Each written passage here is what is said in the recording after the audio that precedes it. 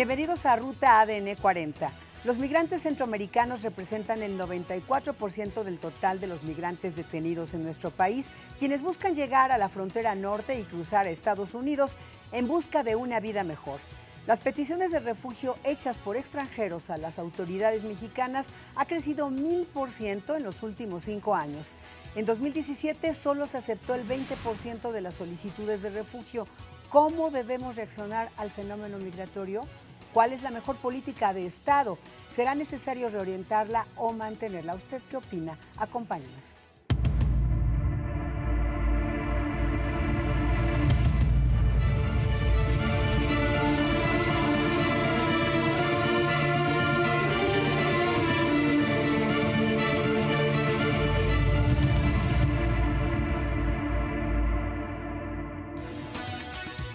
Bueno, pues para hablar de este importante tema, un tema tan actual como es el de la migración, de los migrantes que transitan hacia los Estados Unidos, nos acompañan Nancy Pérez García, directora general de la IAP Sin Fronteras. Bienvenida, Nancy. Muchas gracias por la invitación. Nos acompaña también el maestro Fausto Preteril, analista internacional, consultor académico y editor estrella del Economista. Hola, Estela. ¿Cómo estás, ¿Cómo Fausto? estás? Buenas Bienvenido, noches. buenas Gracias. noches. Y nos acompaña también, nos da mucho gusto, Alex Jacques Goari, periodista y realizador francés para Canal Plus. Correcto, Bienvenido, muchísimas gracias Alex. por la invitación. Pues quisiera empezar con Nancy, de que las cifras nos indican un incremento sustancial en la migración hacia los Estados Unidos. ¿Cómo está conformada y qué hace Sin Fronteras específicamente para este tema? Claro. Bueno, Sin Fronteras somos una institución con ya más de 22 años de trabajo en México.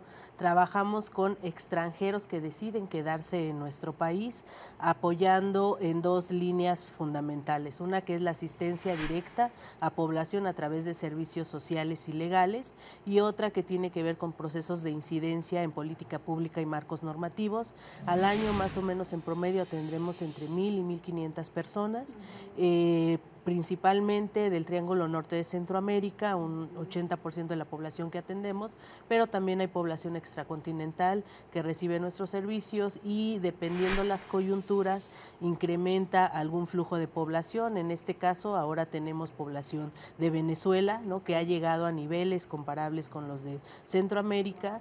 Empiezan a haber ya presencia de población de Nicaragua y también, por ejemplo, cuando fue el tema del terremoto en Haití, pues atendimos toda la contingencia que se dio en necesidad de esta población. Pues muchísimo trabajo que deben tener, Fausto, porque en realidad los flujos migratorios se han incrementado en los últimos años.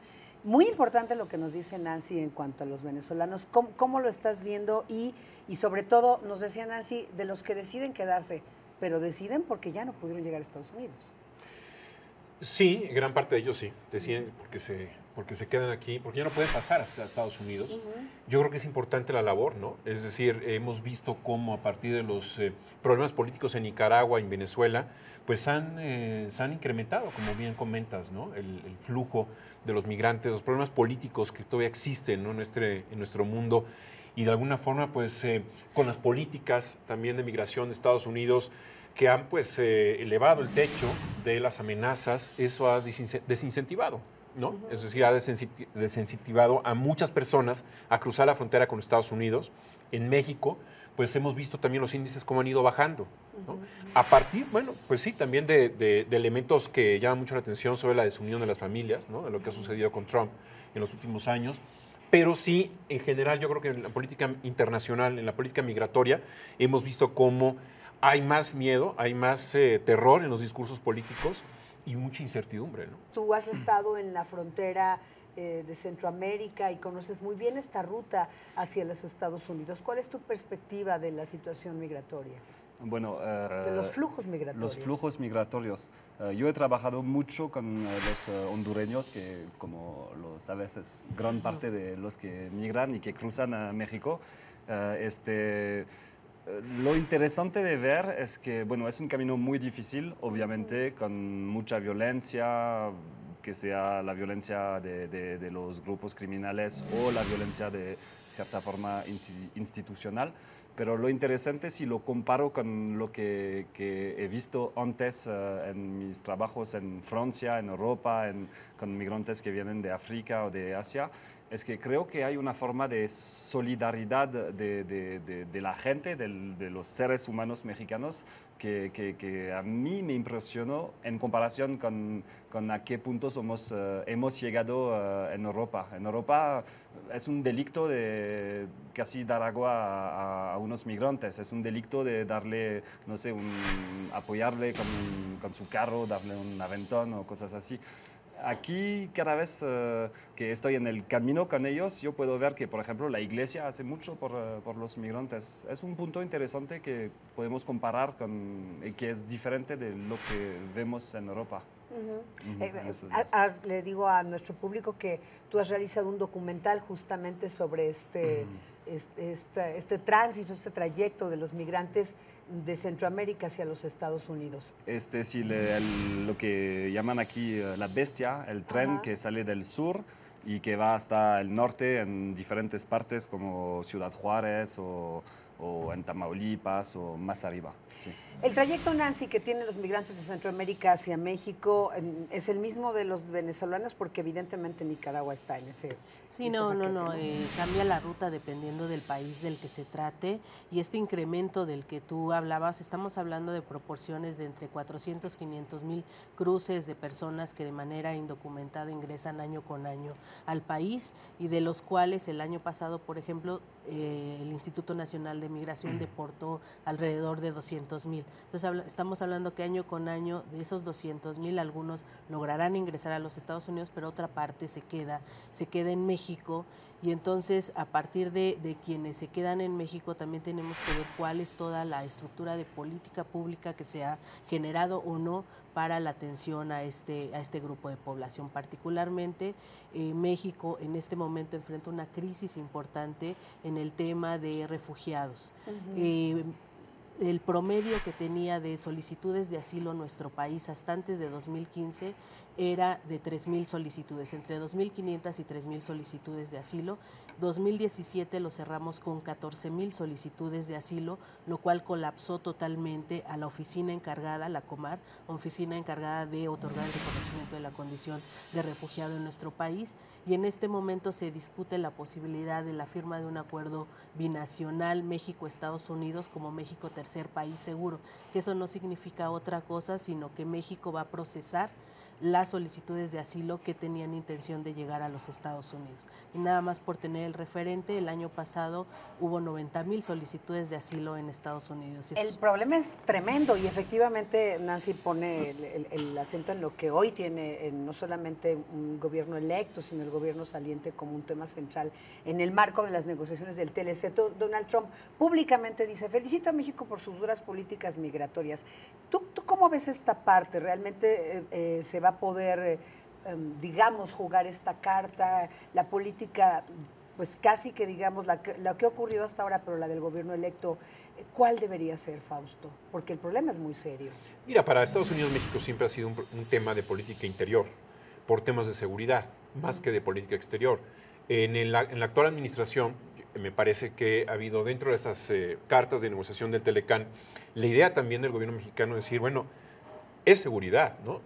Y para Trump lo que le interesa es que exista como una especie de doble frontera, es decir, la primera frontera con Centroamérica, es decir, que México refuerce la seguridad con la frontera con Guatemala, y la segunda ya es con Estados Unidos. Entonces, lo que le interesa a Trump es precisamente eso, que México se aboque mucho a mejorar las condiciones de seguridad de su frontera sur. Y contestando a tu pregunta de la actual administración, creo que ese es uno de los objetivos que debería de tener la nueva administración del gobierno del presidente López Obrador, es decir, cómo ir disminuyendo los índices de delincuencia, precisamente mejorando las condiciones de seguridad con la frontera sur, que eso es algo fundamental, ¿no?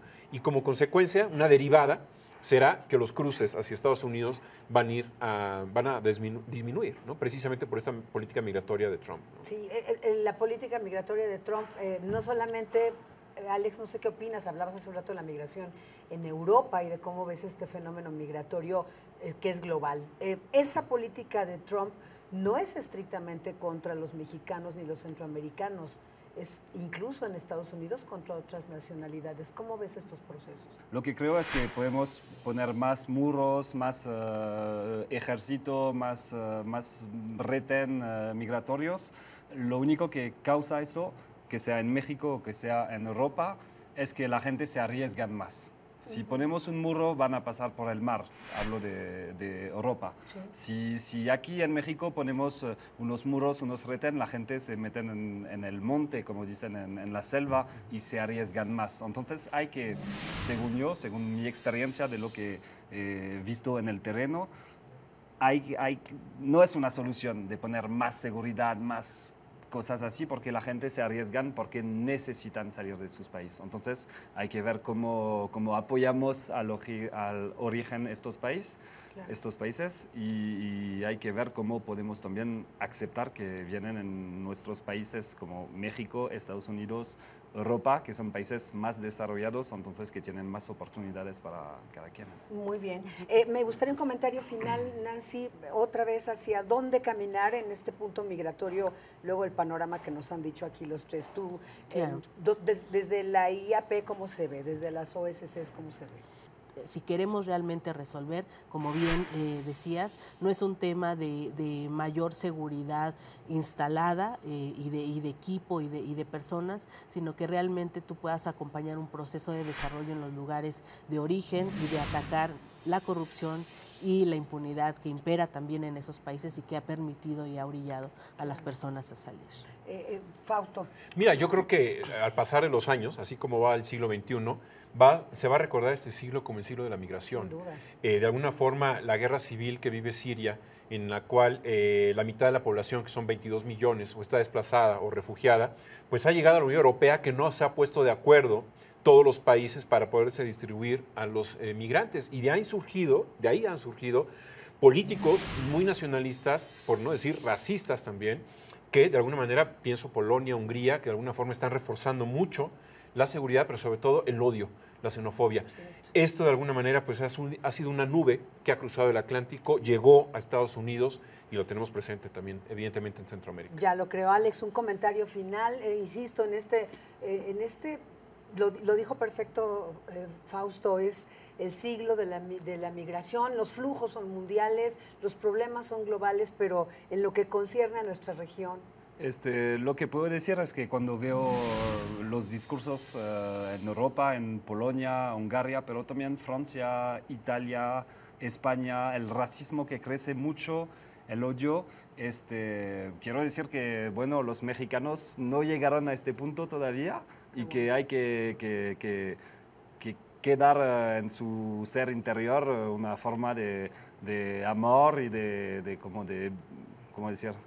Que sean bienvenidos los migrantes. Creo que los mexicanos, por su naturaleza, son así, hay que quedar así, aunque la migración sí genera tensiones. Problemas de seguridad, violencia, como decían. Muchísimas gracias, Alex Oari, por tu participación. Gracias. Y les recomendamos su documental. Gracias, maestro Fausto Pretelín, siempre. Muchísimas gracias a Nancy Pérez García por estar con nosotros. Y gracias a usted por acompañarnos en Ruta ADN 40.